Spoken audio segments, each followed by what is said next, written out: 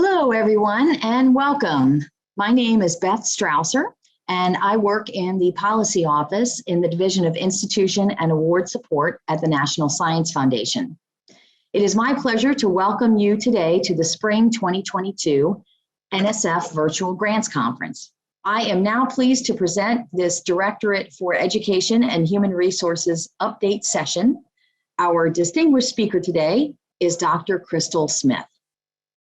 Good afternoon. Welcome to this presentation on the funding opportunities available in the Education and Human Resources.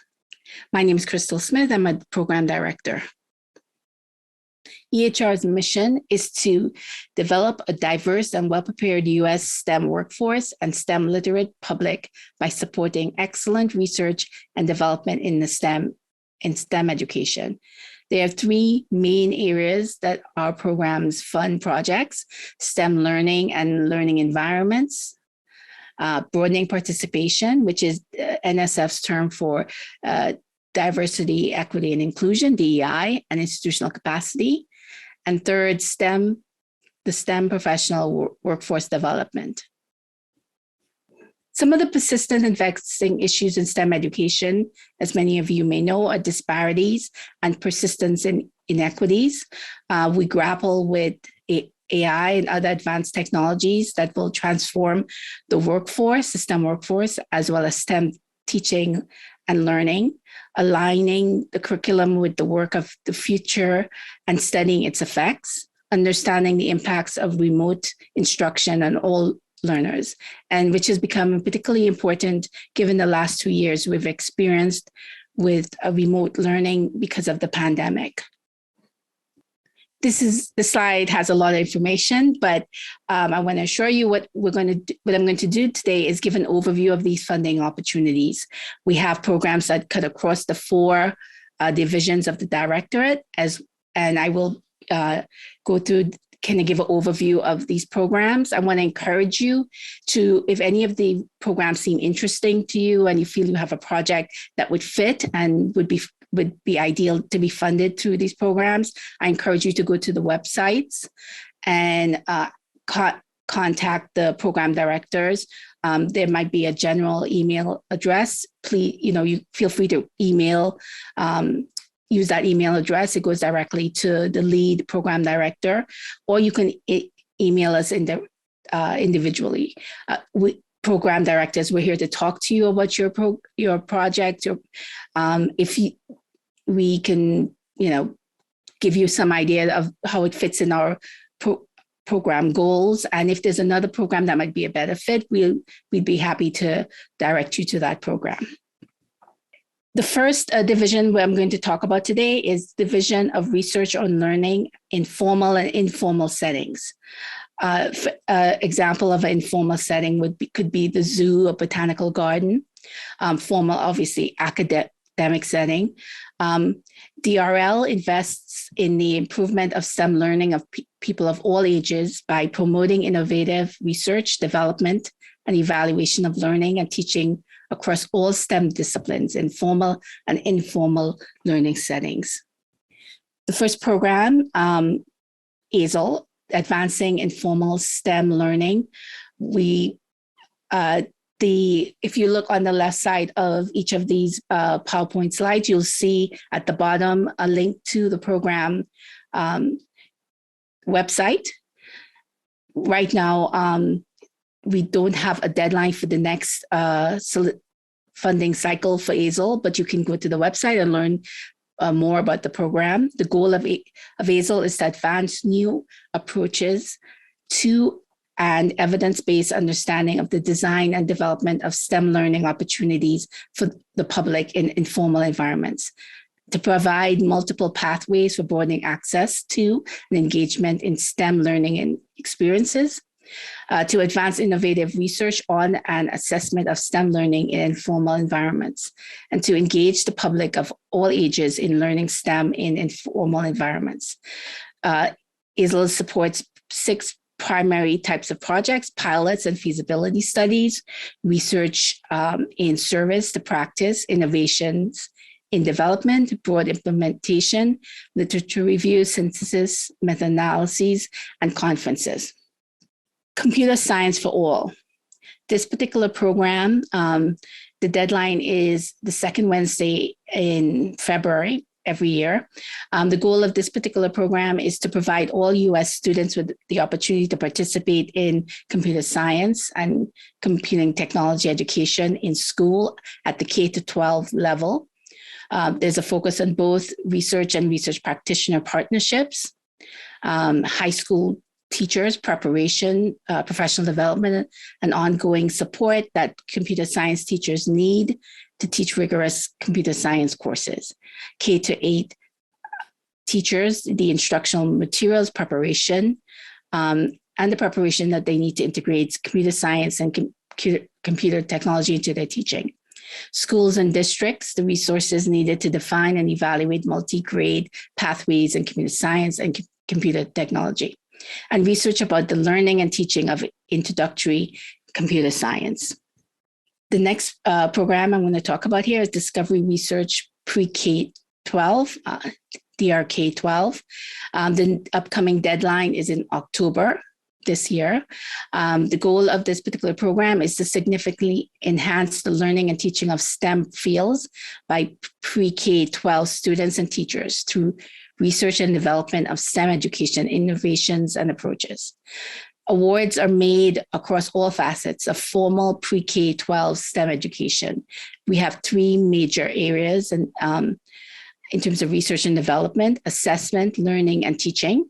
The priority areas include early childhood STEM education, statistics, and data science, and integrating computing and computational teaching across the curriculum.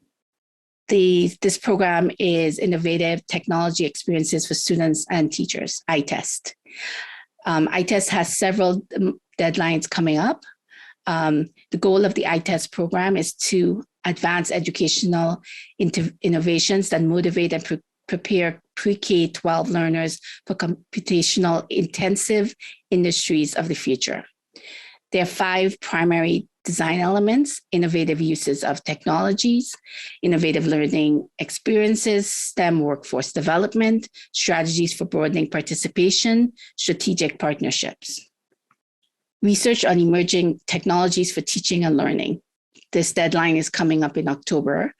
The goal of this particular program is to fund exploratory and synergistic research in emerging technologies, to include but not limited to artificial intelligence, robotics, immersive or augmenting technologies for teaching and learning in the future. Projects that are funded, it accepts proposals that focus on teaching, learning, or a combination of both. They should be exploratory, experimental. Those that are risky, potentially transformative, are highly encouraged. The program envisions cross-disciplinary teams that approach teaching and learning technology with complementary perspectives and scientific rigor. Special interest in diverse learner education populations, content, including teaching and learning in STEM and in foundational areas that enable STEM. Next, we're going to talk about the programs in the Division of Undergraduate Education. The goal of the UE is to strengthen STEM education at 2- and 4-year colleges and universities by improving the curricula, instruction, laboratories, infrastructure, assessment, diversity of students and faculty, and collaborations. The Advanced Technological Education Program, ATE, the deadline is the first Thursday in every October. This particular program focuses on the education of highly qualified science and engineering technicians for the advanced technology fields that drive our nation's economy. The ATE program also focuses on institutions of higher education and award 2-year degrees in advanced technology fields, and expects these institutions and their faculty to have significant leadership roles of all projects.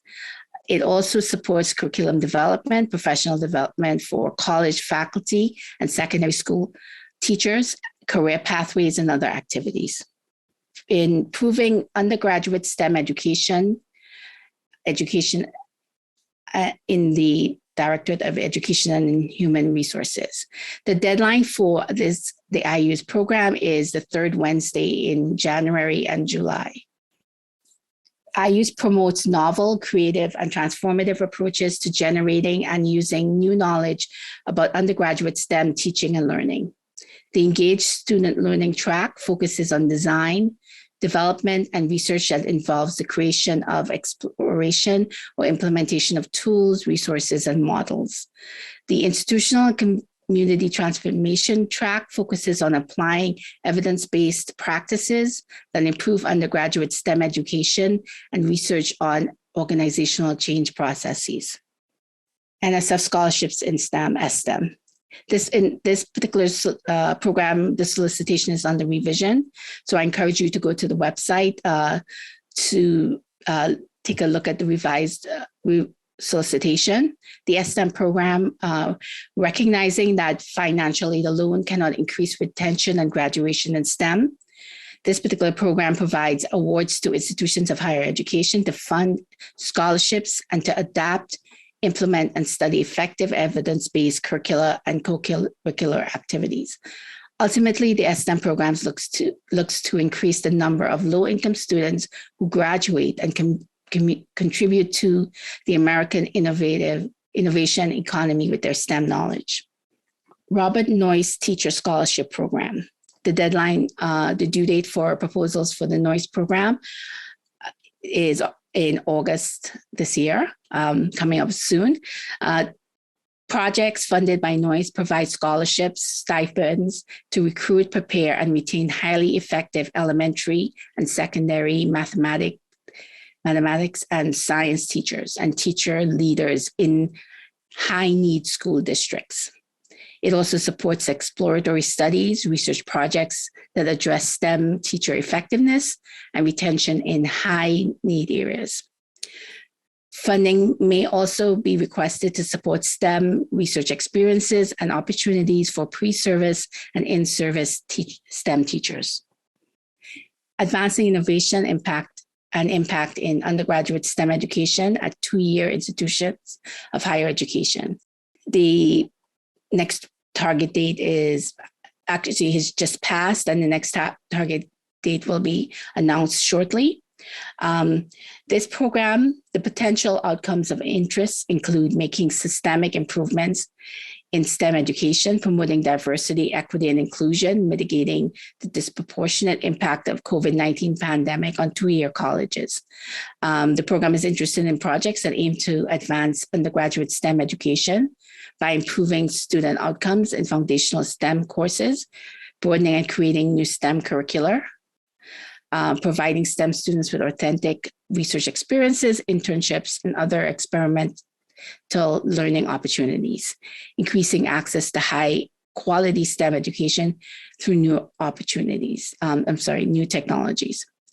In all cases, NSF is interested in projects that bring substantive public and private partnerships that contribute to advancing STEM education. Now we're going to talk about programs available through the Division of Graduate Education. The goal of the DGE is to provide funding to support graduate students and the development of novel, innovative programs to prepare tomorrow's leaders in the STEM fields.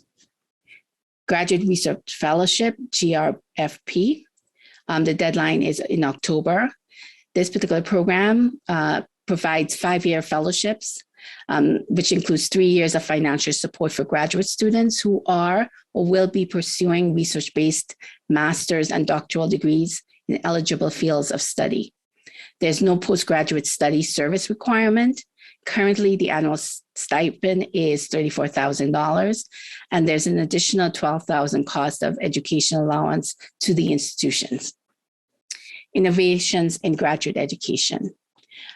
This deadline, of course, is in a couple of days, but again, please go to the program website to see when the next due date for proposals. This program supports piloting, testing, and validating innovative and potentially transformative approaches to STEM graduate education. projects that generate the knowledge base required for customization, implementation, and broader adaptation of transformative improvements in graduate education. Also addresses both workforce development and institutional capacity building needs in graduate education, and strategic collaborations are encouraged. NSF Research Traineeship Program, NRT. The deadline is in September. The NRT encourages the development of bold and new, potentially transformative models for inclusive STEM graduate training in high priority fields of convergent research. Projects that develop skills, knowledge, and competencies of research-based master's and PhD students needed to pursue a range of STEM careers. Proposals that involve strategic collaborations are encouraged. Cybercorps. This program, the deadline for proposals, the upcoming deadline is July 15th. It grants awards to institutions of higher education to provide scholarships to undergraduate and graduate students pursuing training in cybersecurity. It aligns with the U.S. strategic strategy to develop a superior cybersecurity workforce. After graduation, scholarship recipients are required to work for a federal, state, local, or tribal government organization in a cybersecurity related position for a period equal to the length of their scholarship. The next program is Secure and Trustworthy Cyberspace. This particular program has what we can call a rolling deadline, meaning that proposals are accepted at any time. The program welcomes proposals that address cybersecurity and privacy and draw on expertise in one or more of these areas. Computing, communication and information sciences, engineering, education, mathematics, statistics, and social, behavioral, and economic sciences. The proposals must be submitted to one of the following designations, either core, EDU, or TTP, the transition to practice. Now we're going to give an overview of programs through the Division of Human Resource Development, HRD. HRD supports and promotes activities that seek to strengthen STEM education for underserved communities, broaden their participation in the workforce, and add to our knowledge base about programs of inclusion. Advance, increasing the participation and advancement of women in academic science and engineering careers. Advance has multiple deadlines. You want to take a look at the solicitation to determine there's several different types of projects funded by Advance. So you want to look at the solicitation to see when those particular projects are due. Advance makes awards to institutions of higher education and other organizations to address systemic gender-based inequities impacting STEM faculty with systemic change strategies. For example, here are some examples of those systemic issues: recruitment, retention, tenure, and promotion policies and practices, work-life balance and career flexibility policies and programs, salaries, startup packages and access to resources, institutional service allocations and requirements, for example, mentoring, culture and climate of organizations and departments. And you can go to the Advance website to learn more about the different types of projects funded by Advance. Alliances for Graduate Education and the Professoriate, AGAP. AGAP has multiple deadlines for the various types of projects that it funds. Again, I encourage you to go to its website to learn more about the different types of projects and when they're due. The goal of AGAP is to increase the number of African American, Hispanic American, Native American Indian, Alaska Native, Native Hawaiian, and Native Pacific Islander faculty in STEM. There are two main types of AGAP projects that are funded, the Catalyst and the Institutional Transformation Alliance. CREST, the Centers for Research Excellence in Science and Technology. Again, CREST has multiple deadlines, and I encourage you to go to the program website. CREST provides support to enhance the research capabilities of minority-serving institutions through the establishment of centers that effectively integrate education and research. CREST funds centers, also historically Black colleges and university research infrastructure for science and engineering, and it also funds a postdoctoral research fellowship. Historically Black colleges and universities undergraduate program, HBCU UP. It also has multiple deadlines for the different types of projects that it funds. HBCU UP supports development, implementation, and study of evidence-based innovative models and approaches to prepare HBCU undergraduates for the STEM workforce. HBCU UP bolsters STEM faculty research capacity and professional development. It also funds broadening participation research in STEM education. LSM, Louis Stokes Alliances for Minority Participation.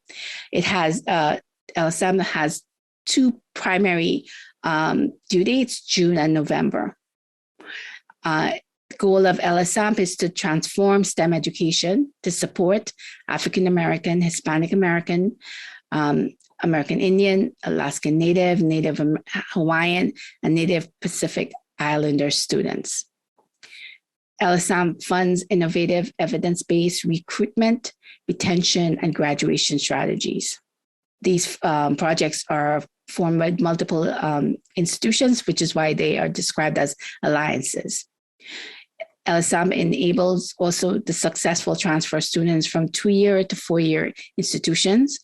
It also funds projects that increase undergraduate access to high-quality research experiences and facilitates seamless transition of students into graduate programs.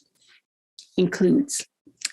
The Includes program is one of the NSF-wide initiatives.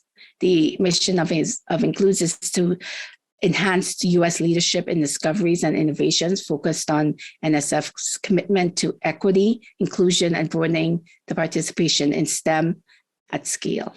It has two main tenets: broadening participation of STEM and scale, projects that focus on realizing systemic change at large national scales, and collaborative infrastructure.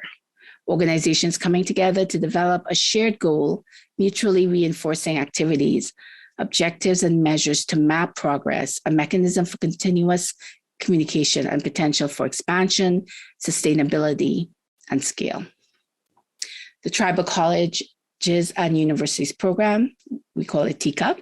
It has multiple deadlines, due dates. Of course, again, please, I encourage you to go to the program website. TCUP funds a number of different types of projects. It funds instructional capacity excellence in TCUP institutions. These projects build STEM instructional capacities in a big way. Also targeted STEM infusion projects that build STEM instructional capacity in smaller ways. Also TCUP partnerships, which build collaborations that provide pathways to STEM, and smaller grants for research. And these grants typically are faculty-driven research. TCUP also has an enterprise advancement centers that they fund.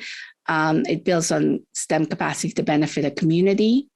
And also it funds awards for secondary and elementary school teachers in STEM. The goal to build on STEM capacity to benefit K-12 STEM workforce. It also funds awards that prepare for TCUP implementation. And these are basically awards that help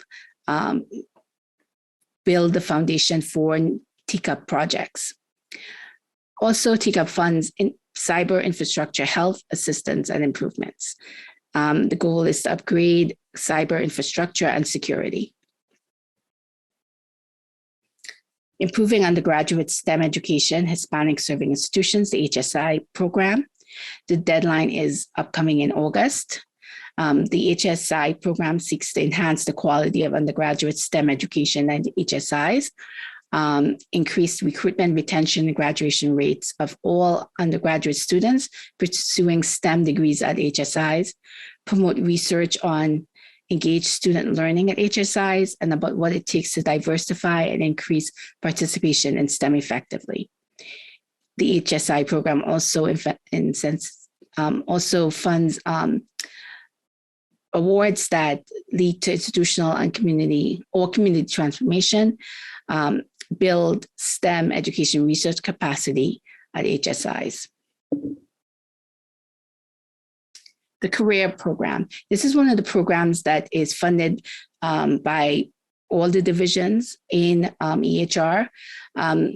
It is an award that supports early career faculty with potential to serve as academic role models in research and education, and to lead advances in the mission of their department organization.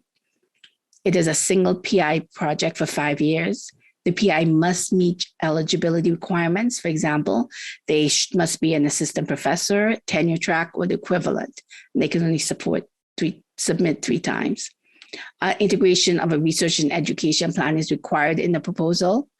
And one of the another program must be selected when submitting the proposal. So for other NSF EHR programs will contribute funding to this to the career award. And also advisory boards are strongly encouraged to be included in the proposal.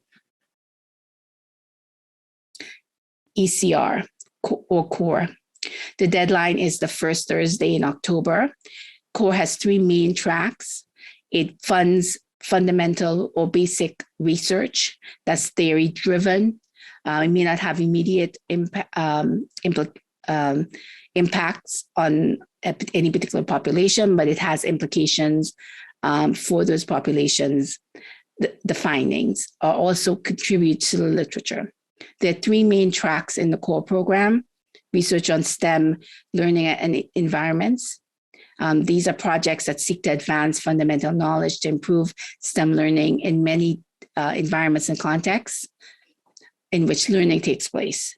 The second track looks at research and broadening the participation in STEM. It supports fundamental research investigating issues related to learning and the participation of groups underrepresented in STEM fields, both on the individual and institutional levels. The third track is research on STEM workforce development. This is fundamental research on STEM workforce development at all levels of education, from K to 12 through higher education and the STEM workforce. Also, as part of the CORE program, we have building capacity in STEM education research, BICSR. The deadline is the 4th Friday in February. BICSR supports activities that enable early and mid-career researchers to acquire expertise and skills to conduct rigorous fundamental research in STEM education. BICSR funds research career development activities on topics relevant to qualitative and quantitative research methods and design, including data collection and analysis of both new qualitative and quantitative data, secondary analysis using extant data sets and meta-analyses. BICSR also complements the faculty, the career awards, mission, and focus. BICSR welcomes proposals from mid-career faculty and investigators from academic as well as non-academic organizations, including researchers with a doctoral degree in a disciplinary STEM field outside of education who wish to pursue research in STEM education, and those with doctoral degrees from an education research program who wish to complement their expertise with training in a disciplinary STEM field. The Racial Equity in STEM Education Program description. This is a new program that in EHR, the target date is the 2nd Tuesday in October. The goal of this program is to support bold, groundbreaking, and potentially transformative projects that address systemic racism in STEM. The proposal should advance racial equity in STEM education and the STEM workforce development through research both fundamental and applied and practice, be led by or developed and led in authentic partnership with individuals and communities most impacted by inequities caused by systemic racism.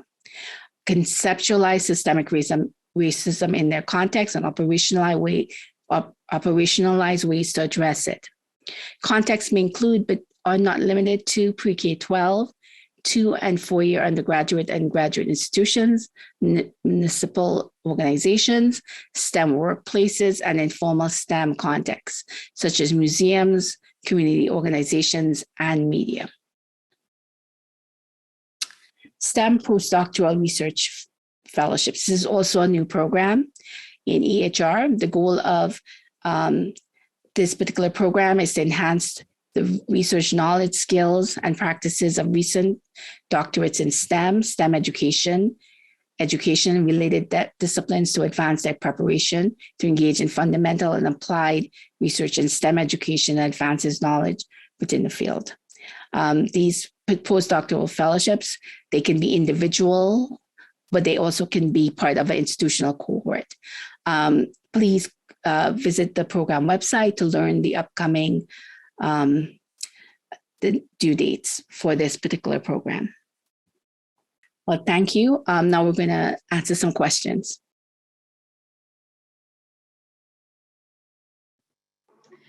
Okay, all right. Well, thank you so much, Dr. Smith. That was a wonderful and informative presentation. Okay, so we have a few questions that have come in already, and please, for those who are in attendance, please don't be shy. Submit your questions using the Q&A function. So, okay, so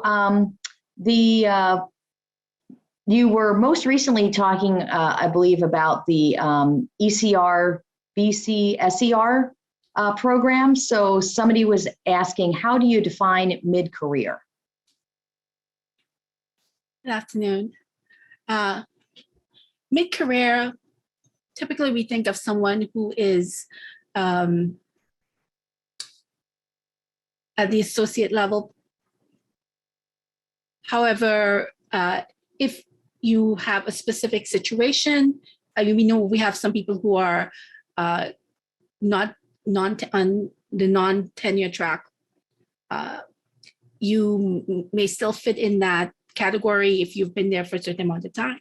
I encourage you to reach out to the program director to arrange a meeting to discuss your specific situation, and that they can give you some more specific information than I can right now. Because everyone has a different situation. Right, exactly. Yeah, that's always good advice to contact the program officer that's for the relevant program solicitation or funding opportunity. Okay, another question.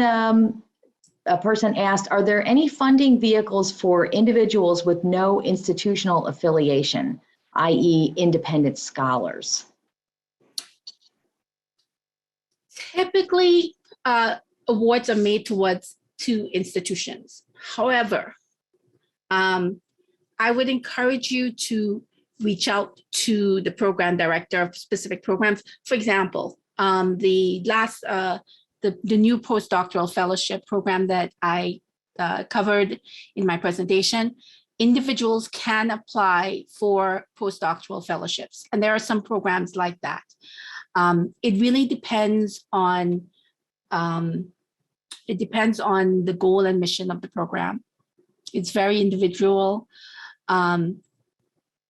Typically, if you have for example, a consulting firm, you would be eligible to apply for most awards. As an individual person not associated with the institution or any particular company, you would have to definitely find out what the parameters of the specific program is.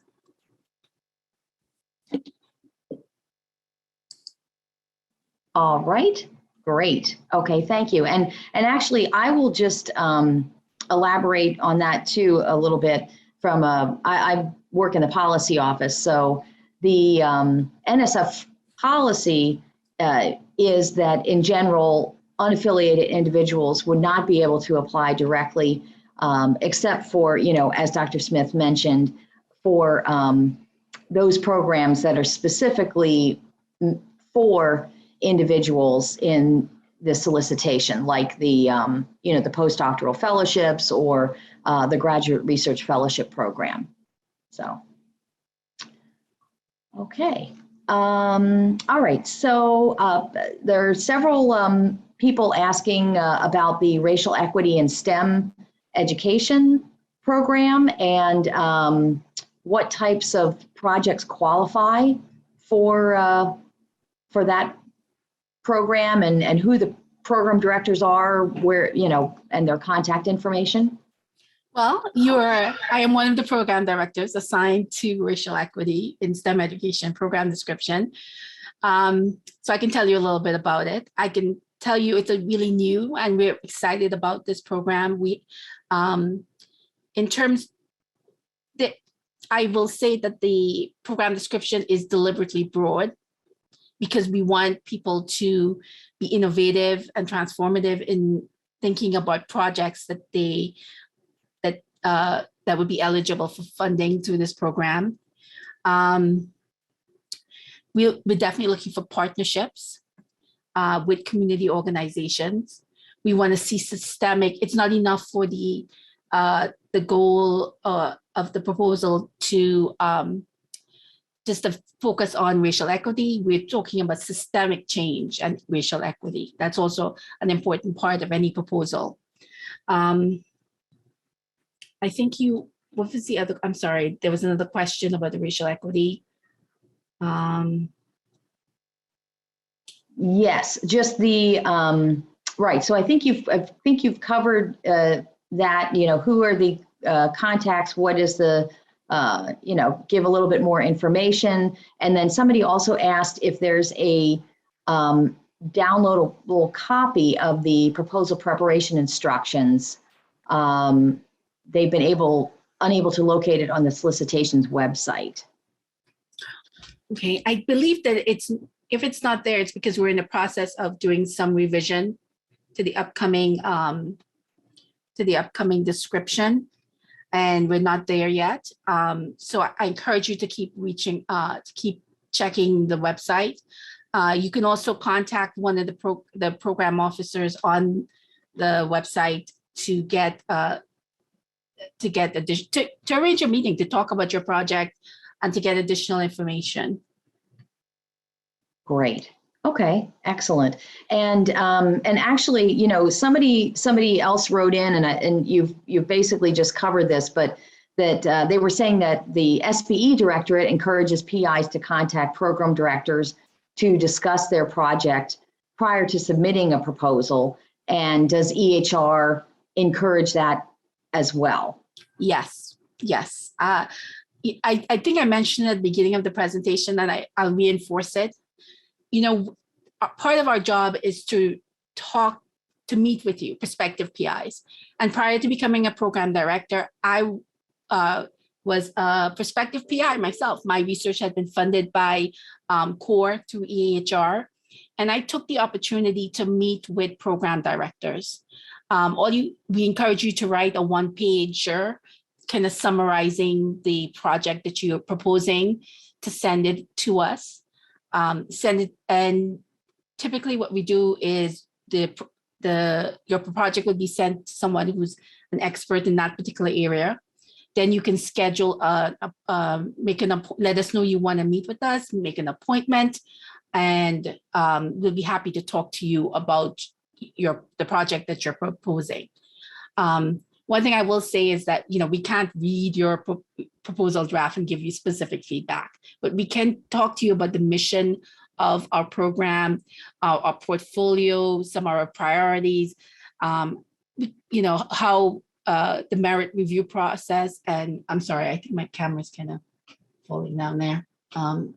Yes, about the merit review project process and how how proposals are evaluated. So I do encourage you to reach out to the program directors, and our names and email addresses are on the program websites.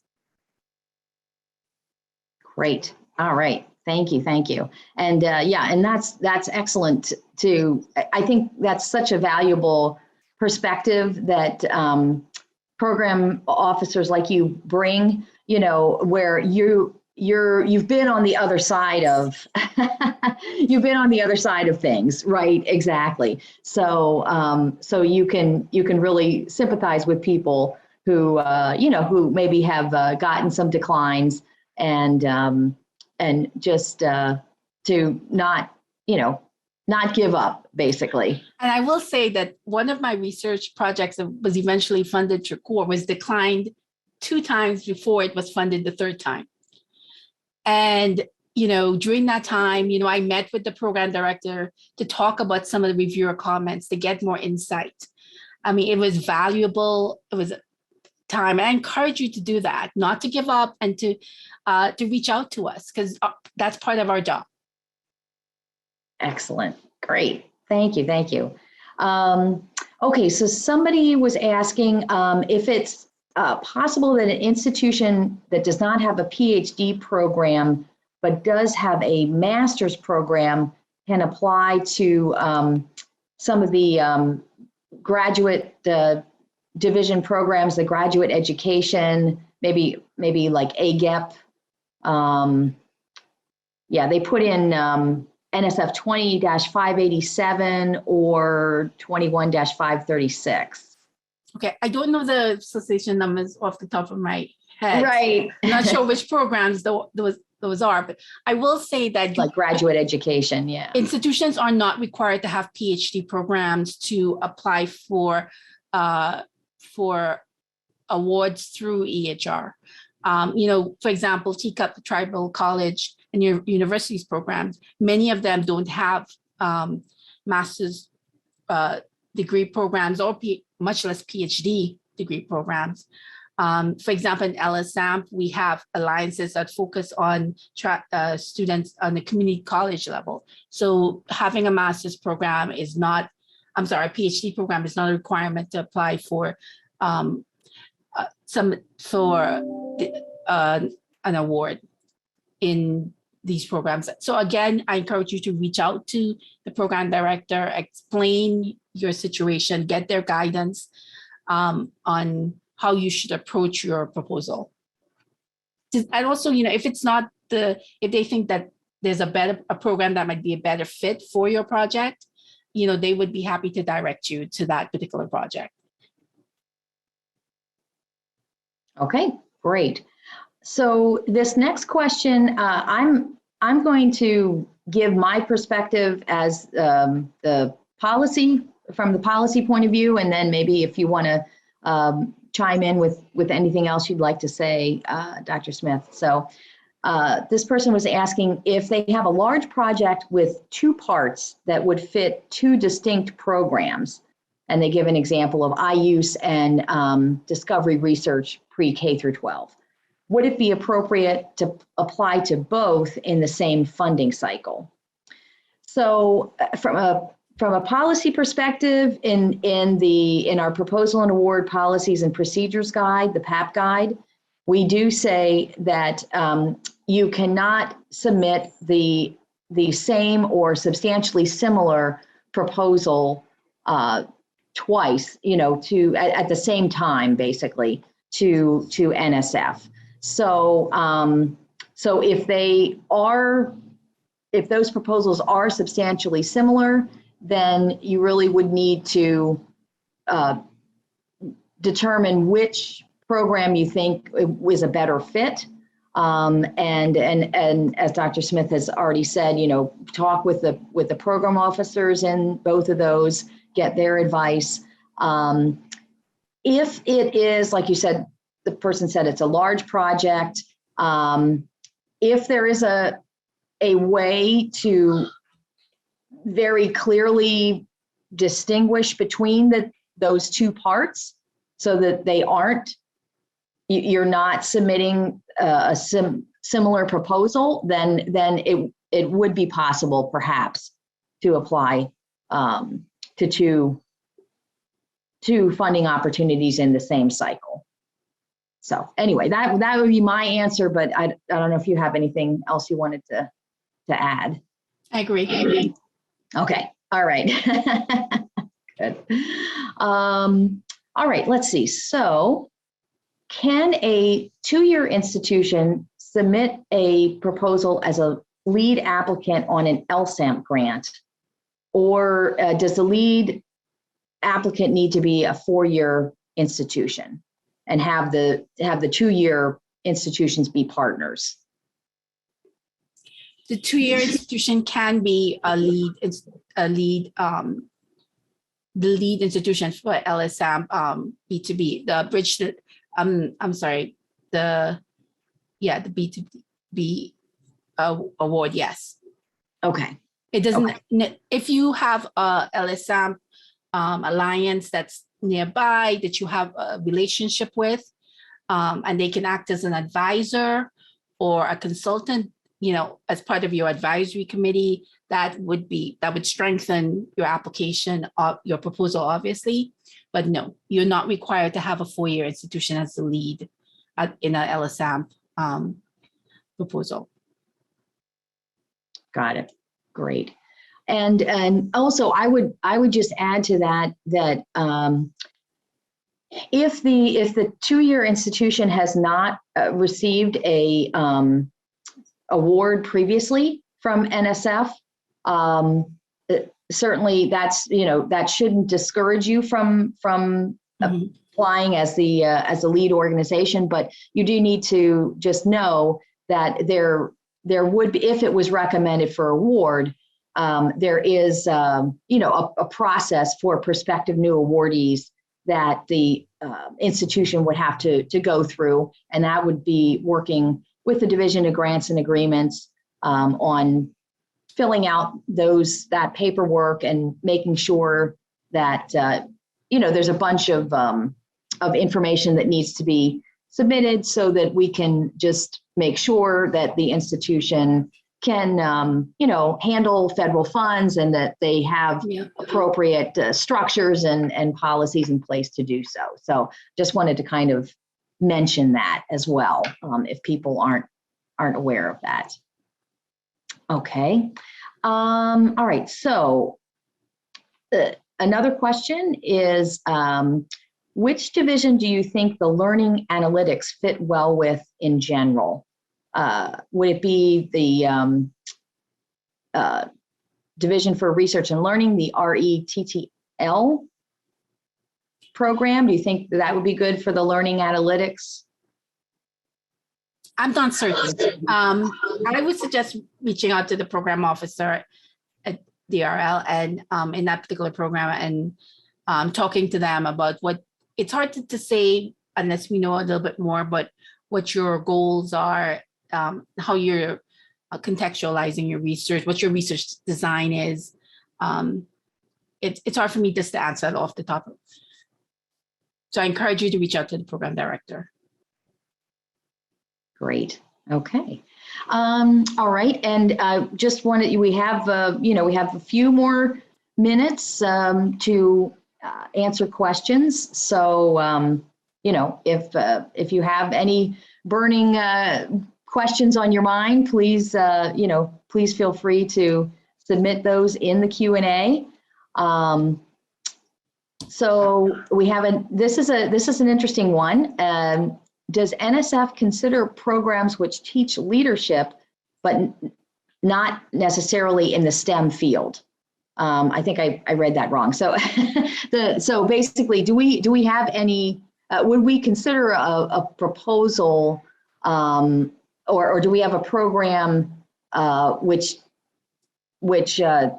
talks about teaching leadership, but not necessarily connected to the STEM field? Typically, most of our awards are the proposals that we fund have some type of connection to STEM. If it's something in general leadership, maybe you want to look at the Department of Education. If it's leadership in education,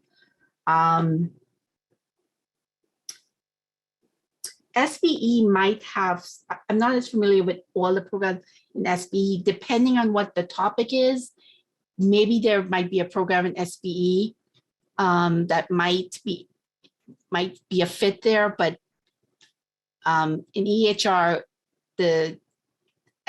whatever proposal your proposal must have a link to STEM in some capacity. Mm-hmm. Right. Yes. And I would second that. I mean, it's, NSF really, we're funding basic scientific and engineering research and education and mathematics. So there's got to be that hook into some kind of STEM field. But I think that's actually a great suggestion that you had to perhaps look at the Department of Education. Yeah, absolutely. It does have a lot of funds for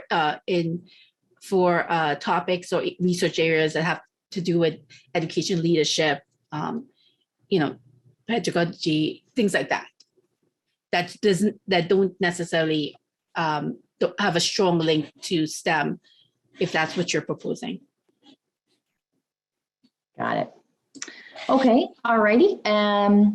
Is it possible to have more than one program fund a proposal? So, so they say, suppose the research falls under more than one area, like for example, education and economics.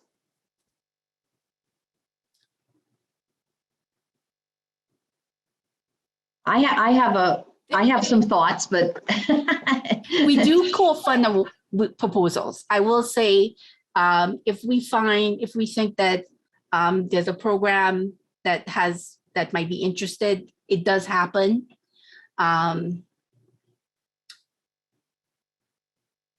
If for example, in core, different programs fund different proposals depending on the focus of the proposal, and if it aligns with their mission. So there are instances where this happens, but this is something that I would encourage you to reach out to the program officer to discuss. Usually, when you submit your proposal, you're asked to identify the program that you're submitting it to. And so I'll say yes, it does happen, but it's something that you really should target a particular program and then talk to the program officer about the next steps. I think that's my best advice there. Good. Yes, that's very good advice. And there is on the cover sheet when you submit a proposal, there is a way to say that you'd like the proposal to be considered under another program, like a secondary. It's called a secondary unit of consideration. So you can enter that on the cover sheet. Obviously, that it's up to the NSF program officers to decide whether they think that's appropriate or whether they, to share proposals. But yes, as Dr. Smith said, there is. It's not uncommon that two different programs at NSF would co-fund one proposal. So, okay. And so somebody is submitting a clarifying question. So a proposal will never be considered simultaneously in two programs. And right, so that's correct. Our policy is that you cannot have the same proposal submitted and being under consideration simultaneously in two programs. I just want to chime in just a little bit to give a little more detail about the racial equity program, because I saw a couple questions I might have missed there. The description, when it is released, you'll discover that it's very broad, and that's on purpose. Someone asked what kind of projects. The projects can be applied. They can be research oriented. They can be in terms of education, in terms of academics. They could be in terms of community, informal types of STEM education projects. They could be also STEM workforce. The important thing is that the goal of the proposal is addressing racial equity, that their partnerships with different community organizations, not just universities, for example, just doing the project and just, adding on the community organization as being benefiting or helping them recruit. It needs to be something that's integral. The relationship, the partnerships needs to be integral and in how the project is proposed. And also, like I mentioned before, that we're talking about systemic change, and that's a critical part of the project. There must, and to show that the systemic change, some type of evaluation needs to be in place. That's something else we also encourage, some way of evaluating the project and showing that you will be able to measure the systemic change that the project is aiming to implement. Okay, great.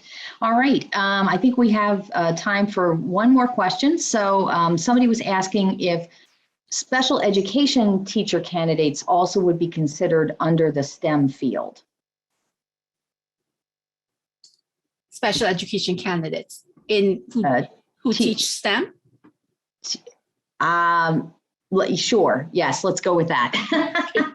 Yeah, I mean, if they teach STEM, yes, as long as it's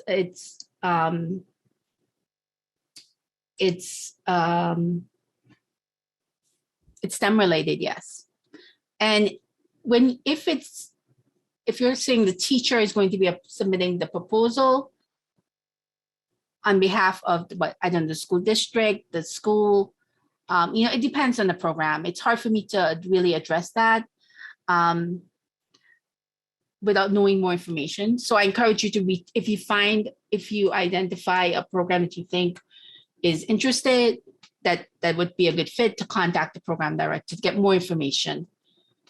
Okay. I see a question here. If after you submit a proposal, if after 3 months I didn't hear anything, typically we talk about dwell time. We talk about six months after a proposal is submitted for us to come to inform the PI of a decision. I would encourage you to reach out to the program officer if you haven't heard anything before deciding to submit your proposal to another program. Right. Okay. All right. Wonderful. Well, that was great. We got a lot of wonderful questions answered. So, and certainly if we weren't able to get to all of them, unfortunately, but as Dr. Smith said, please feel free to reach out to one of the cognizant program officers in EHR, and they can certainly assist you with any questions that you have. So actually this concludes the 2022 NSF Virtual Grants Conference. So I want to thank you again for participating, and have a wonderful rest of your day and a wonderful weekend. Thank you.